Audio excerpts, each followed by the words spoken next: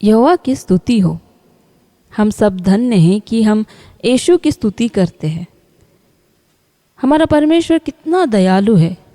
हमारे स्वर्गीय पिता ने अपने पुत्र यीशु मसीह को भेजा ताकि वह पृथ्वी पर रहने वाले सभी लोगों के पापों को अपने ऊपर ले ले, ताकि हमें क्षमा किया जा सके।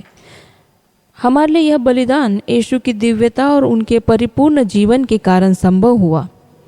यीशु एक महान शिक्षक और सभी के सेवक थे, लेकिन वे इससे कहीं बढ़कर थे। हम मत्ती 16 वचन के 15 और 16 में पढ़ते हैं, जब उन्होंने प्रेरित पतरस से पूछा, तुम मुझे कौन कहते हो? तो पतरस ने उत्तर दिया, तू मसीहा है, जीवित परमेश्वर का पुत्र। यीशु ने हमें अपने स्वर्गीय पिता के पास वापस जाने का मार्ग दिखाने के लिए एक आदर्श जीवन जिया।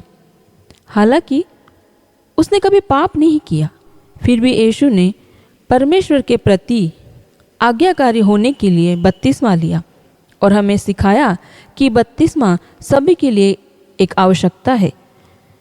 यीशु प्रेम का आदर्श का उदाहरण है। पृथ्वी पर अपने जीवन में उन्होंने गरीब की देखभाल की, उन्होंने अंधे को चंगा किया, उन्होंने छोटे बच्चों का स्वागत किया और लोगों को उनके पापों के लिए क्षमा किया जिन्होंने उन्हें क्रूस पर चढ़ाया था। उनका प्रेम अंतहीन है और किसी भी व्यक्ति के लिए उपलब्ध है जिसे उनकी आवश्यकता है। हम लूका वचन 2 के 42 से लेकर 52 में पढ़ते हैं कि मात्र 12 वर्ष की आयु में यीशु मंदिर में विद्वानों को शिक्षा देते हुए पाए गए थे। वे इस बात से चकित थे कि यीशु कितना कुछ जानता था। उन्होंने अक्सर महत्वपूर्ण सबक सिखाने के लिए दृष्टांतों या कहानियों का इस्तेमाल किया। यीशु का धरती पर का उद्देश्य हमें हमारे पापों से बचाना ही था। वह हमारी गलतियों की कीमत चुकाने के लिए कष्ट सहने और खुद को बलिदान करने के लिए तैयार था, ताकि हम पश्चाताप कर सके और क्षमा पा सके।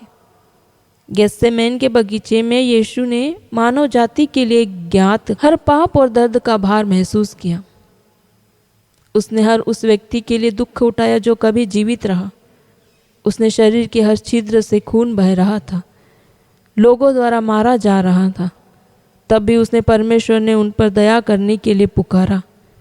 यीशु दयालु थे कि मरने के बाद भी उन्होंने अपने लोगों को न छोड़ा, न त्यागा, बल्कि पुनः जीवित होकर अपने आप को प्रेरितों के सामने प्रकट किया और अपने पिता यहोवा के वचनों को पूरी दुनिया में फैलाने की आज्ञा दी।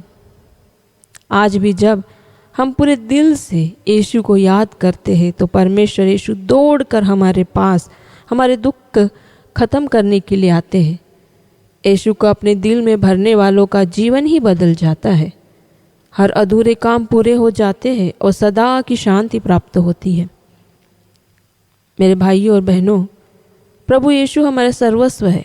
हमारे जीवन में प्रथम उनका स्थान हो। जागो तो उनका नाम लो, सोने से पहले उनका नाम लो। बाइबल के वचनों से दिन की शुरुआत और अंत करो और धर्मी बने रहो, ताकि जब अंत का दिन आए तो हम किसी के अपराधी न रहें और सर्वस्व जीवन प्रभु यीशु की सेवा करते हुए अंत में उनके साथ हो चले। आमीन।